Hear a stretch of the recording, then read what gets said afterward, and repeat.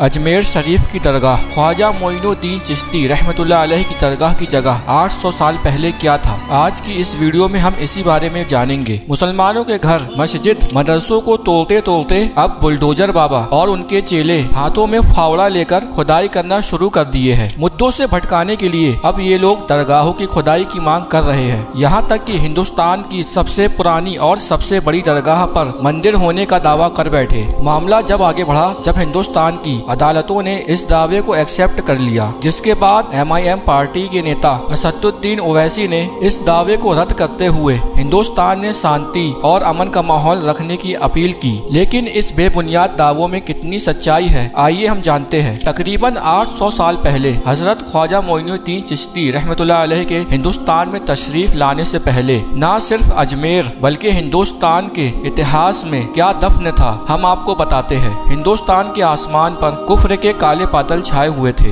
जुल्म सितम की इंतहा थी। गरीबों और मजलूमों पर बिजलियां गिराई जाती थी। इतना ही नहीं, और इतिहास को खोदेंगे तो हमें मालूम चलेगा ऐसी जालिमाना रस्में जहां बेटियों को पैदा होते ही जिंदा दफन कर दिया जाता था। बेटी का घर में पैदा होना ऐब माना जाता था। दलित और गरीब औरतों को अपना बदन छुपाने के लिए टैक्स देना पड़ता। जो लोग टैक्स नहीं दे पाते थे, सबके सामने उन्हें नंगे रहना पड़ता। गरीबों का, चाहे वो मर्द हो या औरत, कमर से ऊपर कपड़े पहनने पर पाबंदी थी। उन्हें हमेशा ये एहसास दिलाया जाता कि तुम्हें जीने का कोई हक नहीं, तुम लोग हमारे गुलाम हो। किसी औरत के शौहर का इंतकाल हो जाता तो उसे भी चिता में जला दिया जाता था। बाल विवाह जैसी रस्में, जहाँ लड़कियों की छोटी उम्र में शादी कर दी जाती थी, ये रस्म उनका बचपन छीन लेती और कभी कभी उनकी मौत का सबब भी बन जाती थी। दलितों और छोटी जाति के लोगों को नीचा समझा जाता था। उन्हें समाज से अलग रखा जाता था। उन्हें मंदिरों में जाने की इजाजत नहीं होती थी। दहेज प्रथा, शादी के वक्त दुल्हन के घर वालों से बहुत ज्यादा माल और पैसा मांगना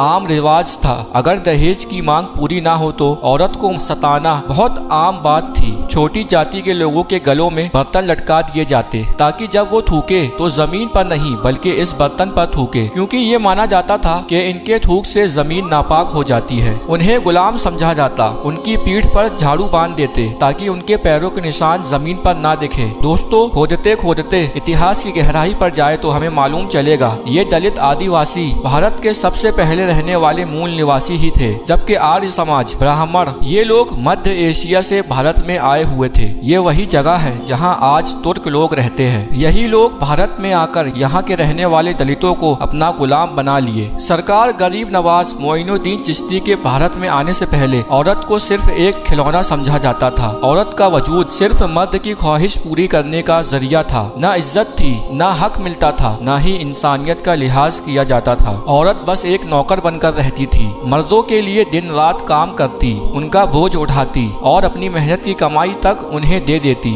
लड़की का पैदा होना एक शर्म समझा जाता था। लड़की पैदा होते ही मासूम चेहरे वाली इस नन्ही सी जान को जिंदा दफन कर दिया जाता, जिसके बाद मासूम बच्चियों की सिसकियां रंग लाई। गरीबों की आहो पुकार अरसे इलाही से टकरा गई। मजलूमों की दुआओं पर अल्लाह को रहम आ गया और हिंदुस्तान में रोशनी और उम्मीद बनकर रसूल अल्लाह का एक शहजादा, अल्लाह का महबूब वली, गरीबों का हामी, दुखियारों का दुख दूर करने वाला, हकदारों को उनका हक दिलाने वाला, औरतों को जुल्म सितम से बचाने वाला, इस्लाम का नूर बनकर जुल्म और कुफ्र के अंधेरों को दूर करने के लिए अल्लाह के हुक्म पर हजरत ख्वाजा मोइनुद्दीन चिश्ती रहमतुल्लाह अलैह हिंदुस्तान में तशरीफ लाए। आप हिंदुस्तान में इस्लाम लाए। आपने आते ही औरतों के मुकाम को बुलंद कर दिया। माँ हो तो पैरों के नीचे जन्नत है, बेटी हो तो अल्लाह की रहमत है, बीवी हो तो बरकत और सुकून का जरिया है। ये दर्स आपने हिंदुस्तान के लोगों को दिया। औरतों का भी जायदाद में हक है, ये बात आपने ही बताई।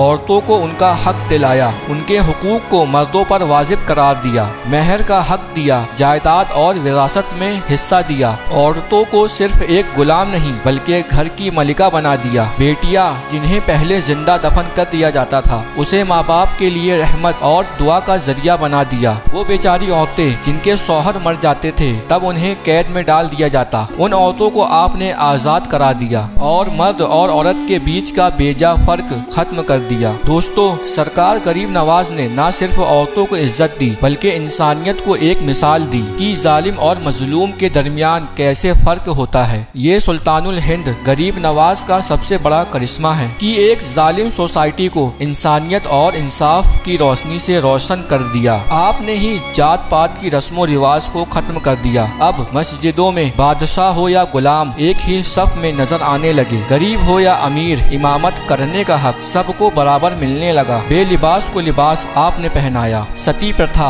आपने खत्म की। छूत अछूत की बीमारी को समाज से दूर करने वाले आप ही थे। दहेज की लानतों को बताने वाले आप ही थे। भूखों को खाना आपने खिलाया और ना जाने कितनी ही बुराइयों को हिंदुस्तान से खत्म करने वाले आप ही थे। दुनिया भर को अमन और इंसानियत का पैगाम आप ही ने दिया। ये है हजरत सूफी ख्वाजा मोइनुद्दीन चिश्ती रहमतुल्लाह अलैह अजमेर की दरगाह का इतिहास। 800 सालों से सल्तनतें और हुकूमतें बदलती रही, लेकिन हिंदुस्तान के बच्चे बच्चे के दिल में आप ही की हुकूमत है। हिंदुस्तान का सच्चा एक ही राजा, एक ही बादशाह है। कुर्सी पर चाहे कोई भी बैठे, हिंदुस्तान का राजा हम सबके ख्वाजा ही थे, है और हमेशा रहेंगे। हिंदू हो या मुस्लिम, सिख हो या ईसाई, सभी धर्म के लोग आपकी इज्जत करते हैं और दुनिया भर के लोग आपकी करामतों का इकरार करते हैं। आपका क्या कहना है इस बारे में हमें कमेंट में जरूर बताएं। दोस्तों, लेफ्ट वाली वीडियो पर क्लिक करें और जानें जब एक बादशाह सुल्तानुल हिंद ख्वाजा गरीब नवाज की दरगाह को तोड़ने के लिए आया तो क्या हुआ। और इसी तरह की ईमान अफरोज वीडियो देखने के लिए हमारे चैनल को सब्सक्राइब करना ना भूलें।